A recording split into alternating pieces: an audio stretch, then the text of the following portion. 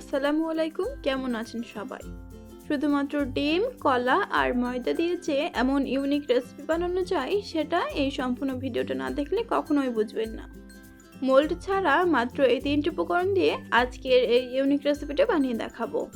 আর এই রেসিপিটার টেস্ট এমন হবে যে সবাই চেটেপুটে খাবে। তাহলে চলুন দেরি না করে পুরো রেসিপিটা দেখে নিই। তো ইউনিক এই রেসিপিটা বানানোর জন্য এখানে আমি একটা ডিম নিয়েছি।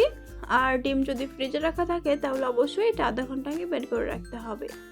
সেই সাথে এখানে আমি হাফ কাপ চিনিকে ব্লেন্ড করে গুঁড়ো করে নিয়েছি, সেটাই দিয়ে দিলাম। আপনি চাইলে এখানে গোটা চিনিও ব্যবহার করতে পারেন। এখন একটা হুইস্কের সাহায্যে এটাকে খুব ভালো করে মিশিয়ে নিতে হবে যতক্ষণ না পর্যন্ত চিনি সম্পূর্ণ গলে যাচ্ছে। যেহেতু আমি এখানে গুঁড়ো চিনি ব্যবহার করেছি তাই এটা খুব সহজে মিশে যাবে। আর মিশ্রণটাকে অনেকক্ষণ বিট করার কারণে এটার কালারটাও কিন্তু হালকা চেঞ্জ হয়ে যাবে। এখন এর মধ্যে আমি 1 টেবিল চামচ কফি দিয়ে দিলাম। তবে আপনার কাছে যদি ভ্যানিলা এসেন্স থাকে তাহলে সেটাও দিতে পারেন। সেই সাথে এখানে আমি 1 চামচ সাদা তেল ব্যবহার করেছি। এখন তেল আর কফিটাকে খুব ভালো করে মিশিয়ে নিতে হবে।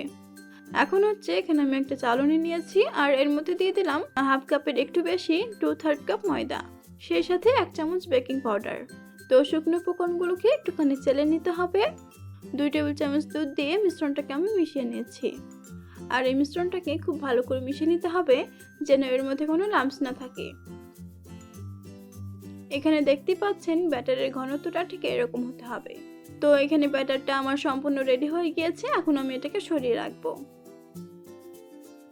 আর এখানে আমি 2টো পাকা কলা নিয়েছি। আর এই কলাগুলো কিন্তু খুব বেশি পাকা না। আমি এখানে একটু লম্বা কলা নিয়েছি, তবে আপনি চাইলে ছোট বা যে কোনো সাইজেরই নিতে পারেন। এখন একটা ছুরি দিয়ে কলাটাকে অর্ধেক করে কেটে নিতে হবে। আর একইভাবে আমি 2টো কলাকে কেটে নিয়েছি। এখন চুলায় প্যান বসিয়ে এর মধ্যে 1 চামচ ঘি দিয়ে দিলাম। তবে আপনি এখানে ঘিয়ের পরিবর্তে বাটার ব্যবহার করতে পারেন। সেই সাথে এখানে আমি 2 চামচ চিনি দিয়ে দিলাম। এখন মিডিয়াম ফ্লেমে চিনিটাকে ক্যারামেল করে নিতে হবে। এখানে আমি খুব বেশি ক্যারামেল কালার করব না। চিনি মেল্ট হয়ে গেলে এর মধ্যে আমি কেটে রাখা কলাগুলো দিয়ে দিব। সব কলাগুলো প্যানের মধ্যে দেওয়া হয়ে গেলে এর মধ্যে আমি রেডি করে রাখা ব্যাটারটাকে দিয়ে দিব।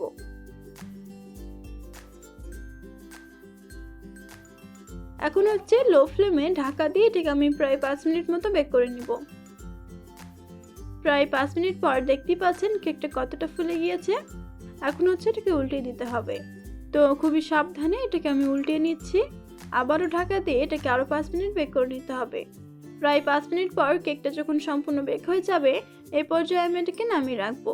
তো এটাকে নামিয়ে প্যানের মধ্যে ছেড়ে দিবেন না, এটাকে অন্য একটা পাত্রে নামিয়ে রাখবেন। তো আমি এই প্যানকেকটাকে সম্পূর্ণ ঠান্ডা করে নিয়েছি। তো দেখতেই পাচ্ছেন প্যানকেকটা কতটা লোভনীয় হয়েছে। আর এই কেকটাকে সম্পূর্ণ ঠান্ডা করে নেওয়ার পর এখন আমি এটাকে কেটে দেখাচ্ছি। খুবই সফট আর জুসি, মুখে দিলেই যেন মিলিয়ে যাবে। তো আমার আজকের এই ভিডিওটা কেমন লেগেছে অবশ্যই কমেন্ট করে জানাবেন। যদি রেসিপিটা ভালো লেগে থাকে তাহলে অবশ্যই চ্যানেলটি সাবস্ক্রাইব করে পাশে থাকবেন। আজকে পর্যন্তই, আল্লাহ হাফেজ।